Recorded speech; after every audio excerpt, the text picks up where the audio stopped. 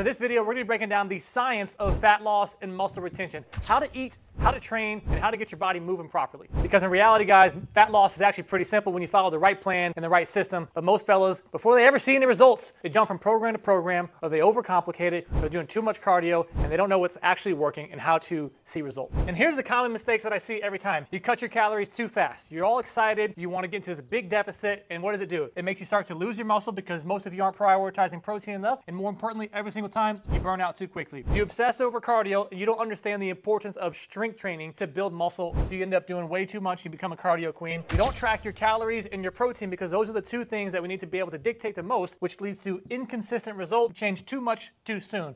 You got to give time to see what's working and what's not. We talked about that in our previous video. We're gonna break it all down today. No more gimmicks, no more guessing. We're just gonna lay it all out, what it is that actually works. Now I'm gonna keep this extremely simple because quite honestly, it is. Weight loss is eating in a calorie deficit. Before you just click off this video and say, I've already done all that, I wanna break things down so you can actually understand, because I know that you know it, but it's not working, so we're gonna break it all down. Because there is no magic pill, special burning fat foods, or some secret tricks. Here's what actually works. You have to eat less than what you burn. If you don't feed a dog, dog's gonna get skinny. If you've tried eating less and you didn't lose weight, probably didn't have enough muscle, or you still ate more than you thought. Because you didn't have enough muscle, your homeostasis and the amount of calories you were burning per day was awful. So that's why we have to focus on protein, because we need to be able to retain the muscle. And if you're not doing enough strength training, enough time under tension, enough to build the muscle, you are not going to keep it. A lot of you guys gotta get your ass moving too. So low intensity, steady state when we're trying to lose fat is what needs to take place. So that's just increasing your step count, because HIIT training is awesome for burning a lot of calories, but a lot of you'll end up overeating. Think of your body like a budget, for example. If you want to lose fat, you need to spend more energy output than what you take in, but you still have to continue to invest into the right things, protein and strength training. Think of your body like a budget, for example. In order to get fat loss, you have to deplete your bank account a little bit, but you still have to invest in the things that matter, protein and strength training. That way you're still getting your investment worth and keeping your muscle. And a lot of guys will say that I've tried eating less before and it didn't work. But if you're completely honest with yourself, you probably didn't track consistently. You thought you were eating less than you really were, or you had absolutely no idea. You cut out things too aggressively, which made you overeat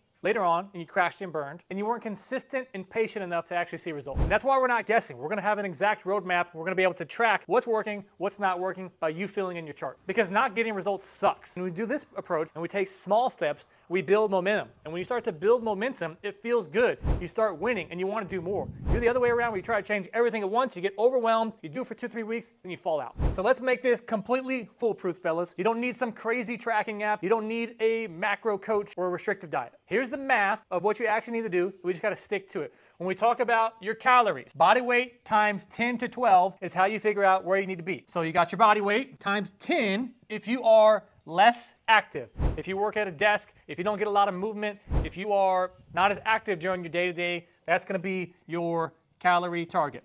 If you are more active, your body weight times 12. You have more active, you're walking around, maybe you're a teacher, maybe you're a coach, maybe you're working out in the field and you change out power lines. You're a little bit more active, body weight times 12. That is your goal calorie intake. Super simple when it comes to your protein. Body weight times 0.85 to 1 gram. 0.85 if you're a little bit of a newer strength athlete, if you are newer to strength training. You're not able to lift heavy enough to actually create enough change. 1 gram if you are an experienced lifter and you are stronger. When it comes to fats and carbohydrates, 30 to 40% needs to come from carbohydrates to fuel your performance. Can't take carbs out of the system. You want to be able to have good workouts, and you can't avoid fat either. Fat is good for your hormones and just your overall health. But the reality is, guys, protein and calories, if you can dial in on these two, you're already in the clear. And if you're asking yourself, what if you're not losing weight? It's simple, fellas. You track for 10 to 14 days, and then you adjust. And if you ask yourself, what if I'm not losing weight? It's simple, fellas. If you're not trending in the right direction, you need to do this. You need to track consistently for 10 to 14 days, see where you're at, and then we need to do this. Minus 250 on the calories. But don't panic. Don't cut your calories too soon. Think of it like adjusting a thermostat in your house. If you're hot, you're not gonna crank it all the way down to turn it to freezing.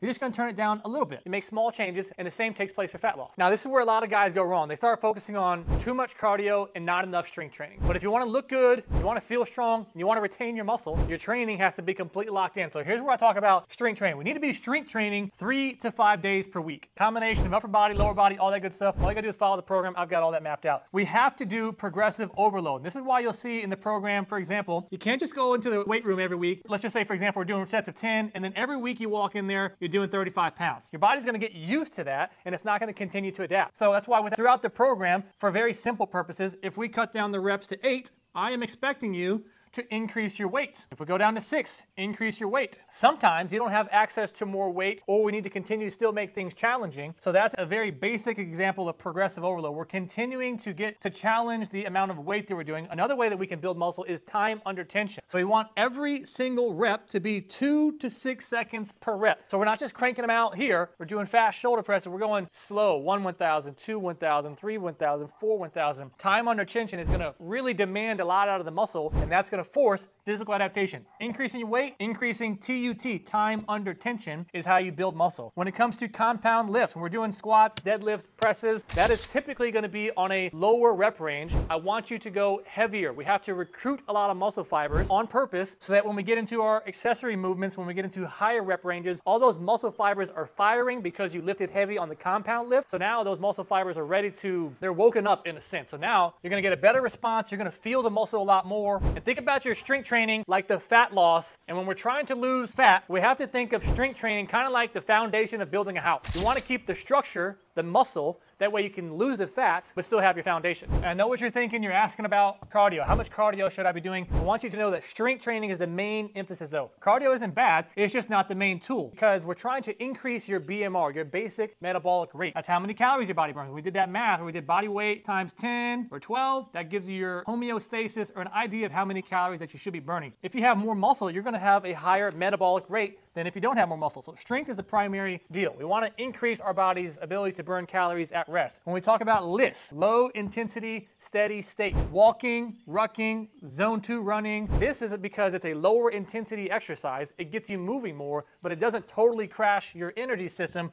or get you to be burnt out, which typically leads to overeating or too much stress, and all those things are no good. What has to be taking place is 8 to 12K steps per day, and if you want to be doing zone 2 training, keep that on a lower intensity thing, because we're trying to lose fat. A good progression is walking, turning into rucking, because we're still able to have a low heart rate, but we're able to add more demand on the body, so it'll increase your heart rate a little bit. You can go into incline walking after that, then you can go into zone 2 running. Bring these questions to the community calls, that way we can give you the exact roadmap. But the guys who see the best results, they focus on strength, they focus on their protein, focus on their calories, and they're rucking a lot more than you think. So the key takeaways, guys, are fat loss has to be subtle. Don't go extreme. We want to retain our muscle. Strength training has to be the priority. We have to work on progressive overload or time under tension. We got to make sure we're getting enough protein, either 0.85 or 1 gram, depending on your experience, that we're retaining the muscle that we're working hard to build. We're walking, we're rucking, we're doing incline walking, we're doing zone 2 training, we're doing something to keep our body moving, increasing our activity without burning out, and we're tracking. We're tracking our weight, we're tracking our photos so we can see what the data says. If you do this, now you're 95% ahead of the other guys who are just guessing. And this is how you'll actually lose fat while keeping your muscle, and you get a badass body recomp. In the next video, you know I'm big on habits. The next video, we're going to break down the exact blueprint and what habits we should be doing when we're trying to piece it all together.